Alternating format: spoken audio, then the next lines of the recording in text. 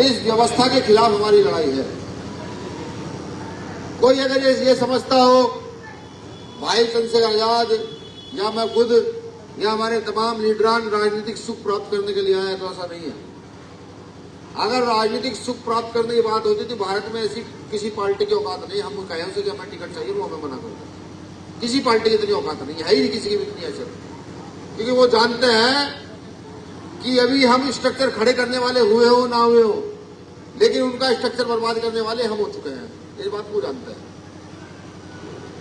समझिए, जो लोग आज इस देश में बड़ी बड़ी बात करते हैं, जो देश को कहते हैं ये देश हमारा है, जिनके पुरखों ने सदैव इस देश में गद्दारी की, जिनके पुरखों ने अंग्रेजों के तलवे चाटे, वो आज इस देश में यहाँ के मुसलमानों को, पिछड़ों को, दलितों को देशभक्ति का सर्टिफिकेट बांटने को तैयार हैं।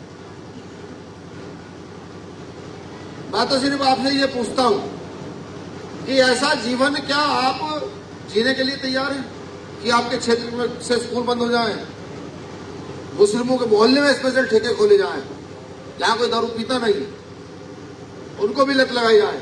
क्या ऐसा ही जीवन चाहते हो? या वो जीवन चाहते हो कि आपके बच्चे अच्छे स्कूलों में पढ़कर अच्छी नौकरियां लगे, अच्छे व्यापार करें, आपका गांव उन्नत हो? या ये चाहते हो? ये तो तय आपको करना, आपको क्या करना। अगर ये चाहते हो नहीं आपके बच्चे सिर्फ 5वीं प्राइमरी में फ्री में पढ़ जाएं और उसके बाद फिर अपने पिता दादा की तरह मजदूरी करने लगे, तो हम भीम आर्मी के लोग इसका समर्थन नहीं करते।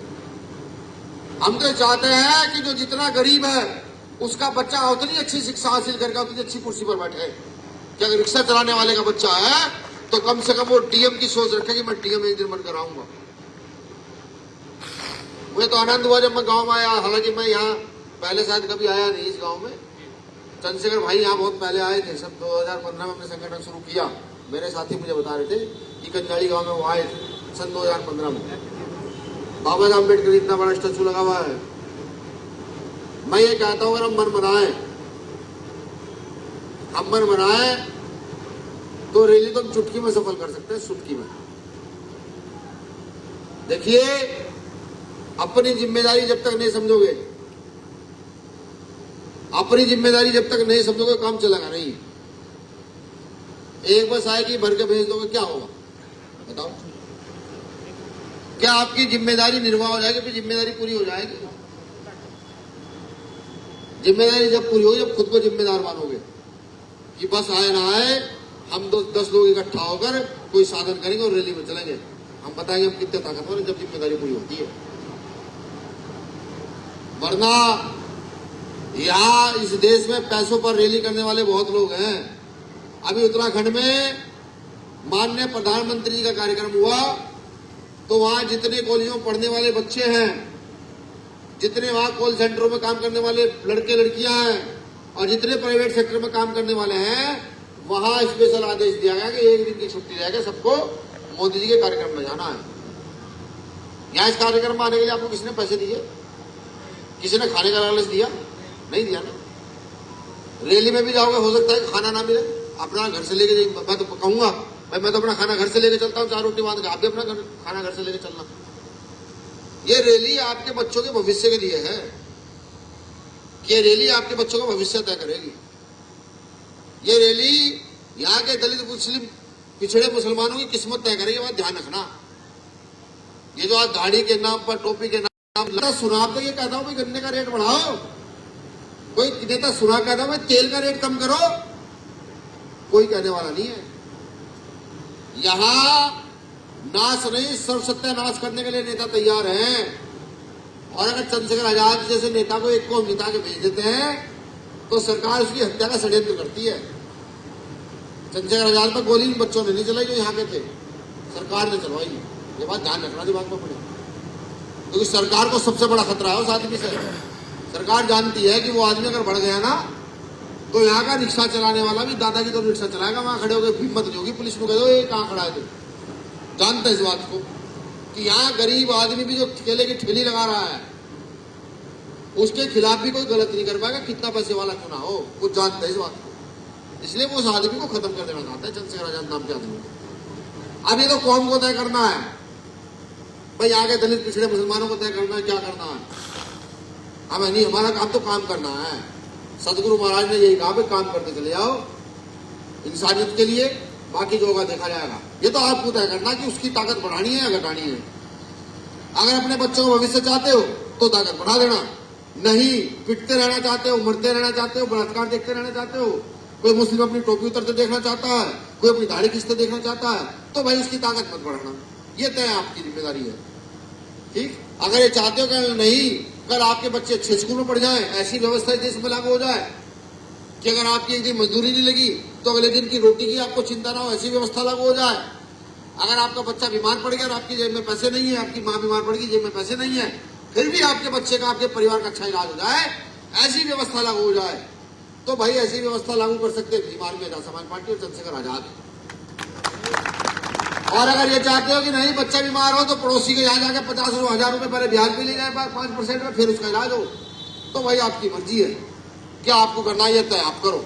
इसमें मैं क्या समझाऊं, यहाँ इतने बुजुर्गवार लोग बैठे हैं, मूवमेंट के पुराने लोग हैं जिन्होंने इस मिशन को चलाया हो सकता है हमारी तो 45 भी ना हुई हो, ऐसे भी लोग चेहरे मैं देख रहा हूँ जिन्होंने यहाँ बड़ा शोषण सहा, रात रात दिन 24-24 घंटे काम किए, ऐसे बुजुर्गवार यहाँ बैठे हुए हैं।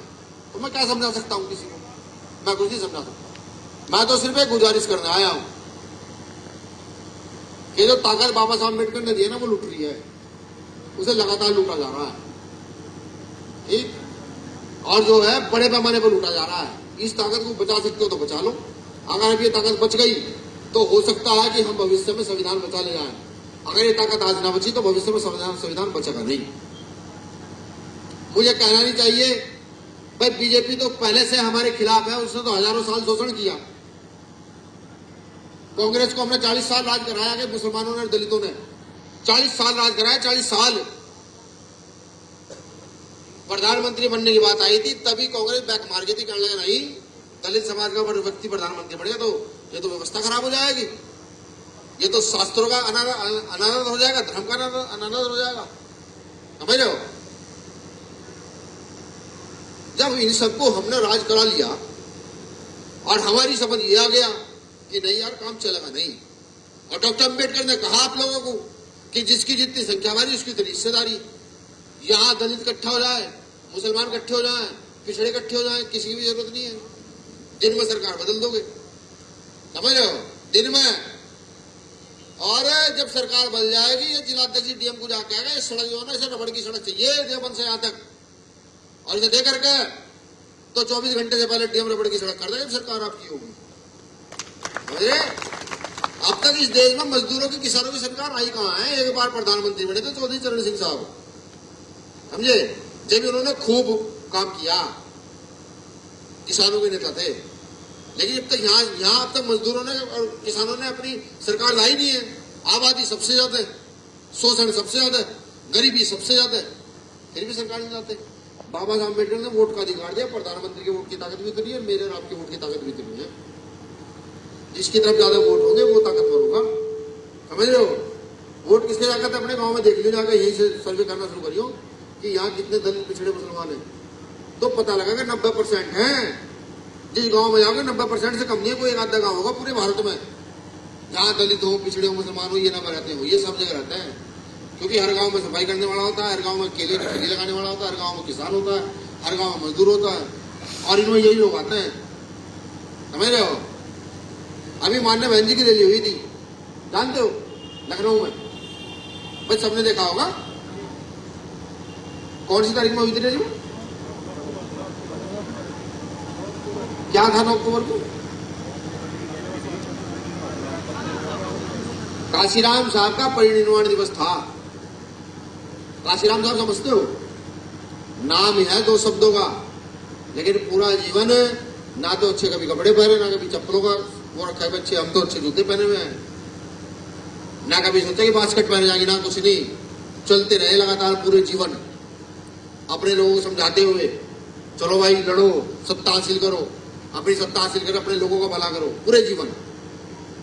माननीय बहन जी ने उस दिन भी ये कहा, जिस दिन काशीराम साहब में छोड़ गए, उनका परिनिर्वाण दिवस था, कि योगी जी अच्छा काम कर रहे हैं।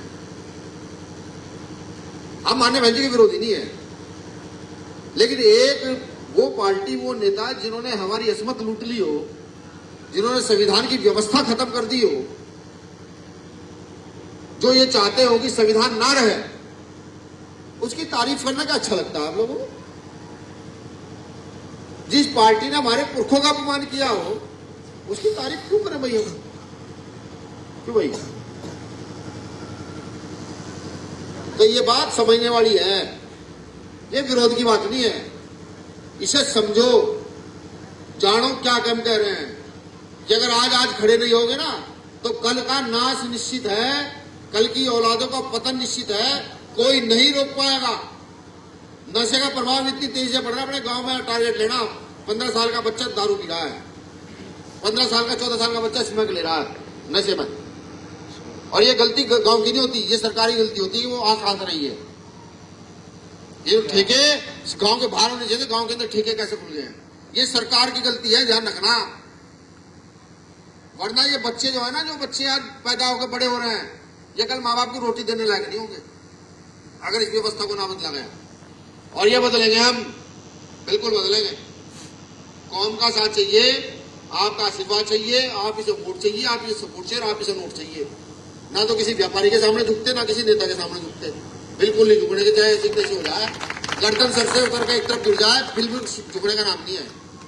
तो मेरा यही निवेदन है, जो बस आएगी वो आएगी, लेकिन जो साथी कैपेबल है ना इस गांव के अंदर, SC ST OBC के, माइनॉरिटी के, या सवर्ण जातियों में भी वो लोग जो संविधान को मानते हैं, जो चाहते हैं कि इस देश में बराबरी का राज हो, ये देश फिर से सोने की चिड़िया बने, तो 500 रुपए जेब से खर्च करने में कुछ जाता नहीं है। 10 लोग 500 रुपए इकट्ठा करें तो 10,000, 20 लोग 10,000 रुपये इकट्ठा कर लेते हैं, 2 बसे जाती है यहाँ से 20,000। मन की बात है सिर्फ, समझ रहे हो? कल मैं चंद्रशेखर भाई एक शादी में थे, चंद्रशेखर भाई का एक बच्चा रहता है, बस उसकी शादी थी सहारनपुर में ही, तो सब फोटो खिंचवा रहे थे, महिला आई ऐसी, और उन्होंने मेरे हाथ में 100 रुपए दिए। मैं कह रहा भाई कैसे बेटे ने रख ले, मैंने कहा ये है कैसे, आगे ना रख ले। संजय भाई कहने भाई किसी ने दिए तो रख लो, मैंने कहा नहीं ये है कैसे। वो कहने बेटे तुम्हें आगे चलने के लिए है 100 रुपए। पता मुझे भी है, पता उसे भी है कि 100 रुपए में किला नहीं उतल जाता, लेकिन उस माँ की इतनी क्षमता थी कि वो 100 रुपए दिए, ले भाई ये तेरे आगे चलने के लिए है, यहाँ से तू घर जाएगा, 100 रुपए उसके लिए है, समझे? ये समर्पण पैदा करो, ठीक? और कोई न्याय का घर हाथ जोड़ना पे, कोई घर जाएगा कोई आकर हाथ जोड़ा करोगे, नहीं जी हम तुम्हारी तरक्की करते हैं, तुमने अपनी जगह नहीं, लड़ना पड़ेगा उसके लिए। जैसे बाबा साहब लड़े, संविधान दिया, और आज स्थिति हमारी ये है, संविधान ना होता हम बोल पाते ना, अब तक तो घटते नहीं, घटती चुकी होती, मर लिए होते, तो बाबा साहब के संविधान की बदौलत तो बोल पा रहे हैं। तो सब लोग प्रचार करो, 26 तारीख का सब लोग प्रचार करो, सब लोग यहाँ ही है, मुजफ्फरनगर ज्यादा दूर नहीं है, ठीक, यहाँ 10 किलोमीटर जाओगे तो मुजफ्फर 10 का 3 किलोमीटर 4 किलोमीटर के बाद मुजफ्फरनगर लग गया है। यहाँ से मुश्किल 10 से 15 किलोमीटर पर रेली है। सब लोग प्रचार करो अपने फोन से, जो अपनी बाइक से जा सकते हो बाइक से जाओ, जो ट्रेन से जा सकता है ट्रेन से जाओ, जो गाड़ी आ जाएगी बैठ के उसमें जा सकते हो उसमें जाओ, जिसमें बड़ा संसाधन उससे जाओ, तब जाके तो व्यवस्था बदली जा सकती है। वरना मेरे भाई पिछले 5000 साल से व्यवस्था जो कि तो चली आ रही है, ये आगे 5000 साल तक और ऐसी चलती रहेगी। अगर खुद बदलने का मादा नहीं रखोगे तो इसे कोई बदल नहीं पाएगा। आप लोगों ने मुझे सुना, शुक्रिया। मेरी बात कोई बुरी लगी हो तो उसके लिए माफी चाहता हूँ, लेकिन साथ में साथ जरूर कीजिएगा। कोई आया था कुछ कह रहा था। जय हिंद, जय भारत।